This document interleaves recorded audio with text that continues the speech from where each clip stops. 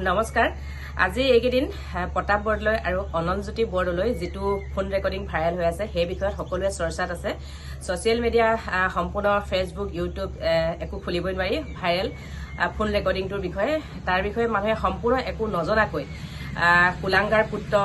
সম্পূৰ্ণ পৰিয়ালটোক দুখ দি আছে নহয় নে ডক্টৰ পুত্ৰক দুখ দি আছে ডক্টৰ কইনাক দুখ দি আছে মোৰ মতে অনন্তজ্যোতি বৰদলৈ একদম সম্পূৰ্ণ কুলাংগাৰ নহয় সম্পূৰ্ণ এজন ভাল ব্যক্তি কিয় আৰজিলে ফল ভুঞ্জিবলে পায় বুলি কথা এষাৰ আছে নহয় জানো হেতু কাৰণে অনন্তজ্যোতিয়ে যি কৰিছে একেবাৰে আমাৰ যিখিনিয়ে এতিয়া পৰকীয়া প্ৰেম কৰি মদ ভাং জুৱাত আড্ডা মগ্ন হৈ নিজৰ পত্নী সন্তানক পাহৰি একেবাৰে মতলীয়া হৈ আছে সেইখিনি বিষয়ে ক'ব বিচাৰিছো পৰকীয়া প্ৰেম য'ত থাকিব মদ ভাং জুৱা আড্ডা য'ত থাকিব সেইখন ঘৰৰ পৰিৱেশ কেনেকুৱা হ'ব ভুক্তভোগীসকলেহে গম পায় আচলতে আপুনি মই এনেই ওপৰতে বৃদ্ধ মানুহজনৰ চকুপানী দেখি দুখ কৰি লাভ নাই আচলতে যেতিয়াই তেজ বল শক্তি থাকে যেতিয়া মানুহ চিনি নাপায় পত্নী সন্তানক চিনি নাপায় এতিয়া পত্নী সন্তান ডক্টৰ হৈ নিজৰ নিজ কৰ্মস্থলীত নিজে শান্তি এসাঁজ খাই আছে সেইখিনি বিষয় আমি আলোচনা কৰি এতিয়া লাভ নাই বা সেইজন বৃদ্ধ পিতৃয়েও পুত্ৰ কইনাক বিচাৰি লাভ নাই কিয়নো এটা সময়ত সেইখিনি যিখিনি অত্যাচাৰ আৰু যোনজন ডক্টৰ অনন্তজ্যোতি বৰদলৈয়ে সম্পূৰ্ণ গোটেইখিনি কথা কৈছে গোটেই কথাখিনি খুলি নকলেও যি অলপমান কৈছে সেইখিনিতে আমি বুজিব লাগিব আচলতে য'ত মদ ভাং পৰকীয়া প্ৰেমৰ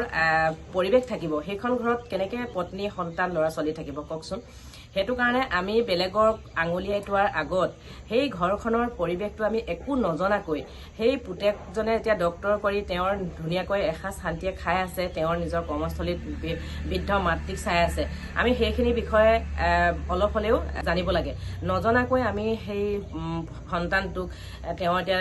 এজন মাতৃগৰাকী ভাল কাৰণে আচলতে তেওঁৰ পুত্ৰ আৰু কইনাক ভাল মানুহ কৰিব পাৰিলে যদি মাতৃগৰাকী বেয়া হ'লহেঁতেন বা পুত্ৰজনো বেয়া হ'লহেঁতেন কেতিয়াও সেই মাতৃগৰাকীয়ে ল'ৰা ছোৱালীকেইটাৰ লগত ধুনীয়াকৈ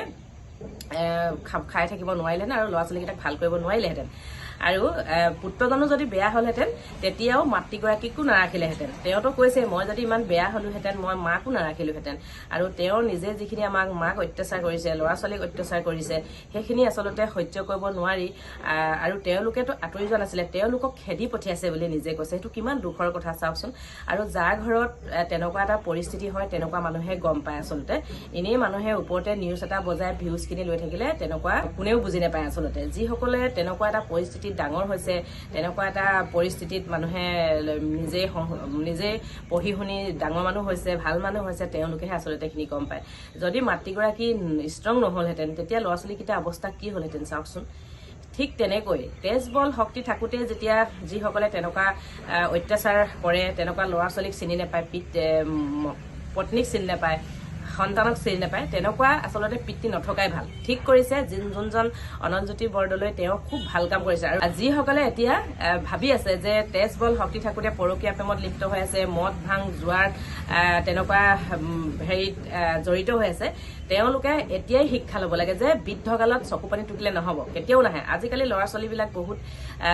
এক্টিভ হ'ল আগৰ নিচিনা নহয় মা দেউতা বুলি যে সন্মান কৰি থাকিব সন্মান কৰিবলৈ কৈছো নকৰিবলৈ কোৱা নাই এটা সময়ত যদি তেওঁলোকে সন্তান পত্নী পুত্ৰক চিনি নাপায় তেতিয়াহ'লে বৃদ্ধ বয়সত কিয় পুত্ৰ সন্তানে পিতৃক চিনি পাব সেইটো মোৰ বাবে ময়ো নাপাওঁ মইতো মোৰ ল'ৰা ছোৱালী হ'লে মই একেবাৰে কম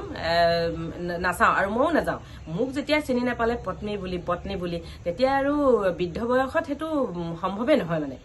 হা আৰু মাতৃগৰাকী ষ্ট্ৰং আছিলে কাৰণে ল'ৰা ছোৱালীকেইটা ভাল হ'ল আৰু আমি বৃদ্ধ মানুহ এজনে কান্দি দিলে যে বহুত দুখ লগা কথা আচলতে নহয় তেওঁলোকো আচলতে ৰহস্যখিনি আমি জানিবহে লাগে তেনেকুৱা বহুত বৃদ্ধ আছে আৰু তেওঁ এতিয়াও যেতিয়া নিজৰ গাত তেজ বল শক্তি থাকোঁতে টকা থাকোঁতে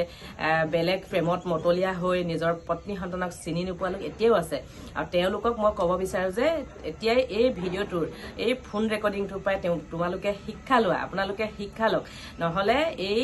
প্ৰতাপজ্যোতি বৰদলৈ নিচিনা সকলোৱে হ'ব আপোনালোকে ভাবে নেকি জন্ম দিলে দায়িত্ব শেষ বুলি জন্ম দিয়াৰ পিছত ল'ৰা ছোৱালীক কিমানখিনি দায়িত্ব থাকে আৰু এখন ঘৰৰ পৰা যেতিয়া ছোৱালীজনী বিয়া কৰি আনে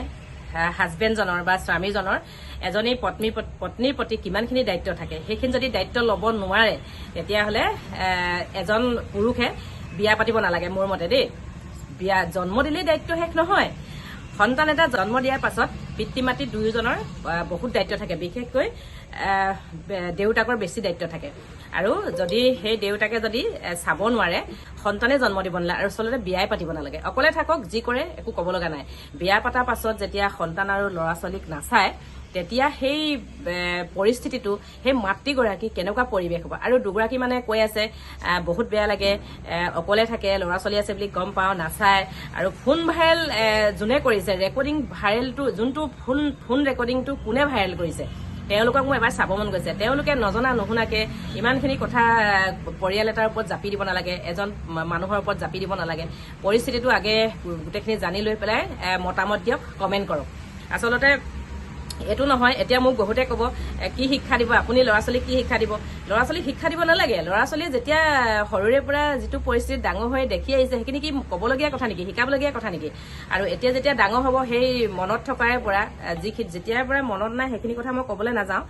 যেতিয়াৰ পৰা মনত আছে, তেতিয়া সেই অত্যাচাৰখিনি যেতিয়া মনলৈ আহিব, তেতিয়া কোনো সন্তানে কোনো পিতৃ মাতৃক সেইখিনি মানে কোনো সন্তানে পিতৃ মাতৃক তেনেকুৱা কৰে। আচলতে কোনো সন্তানে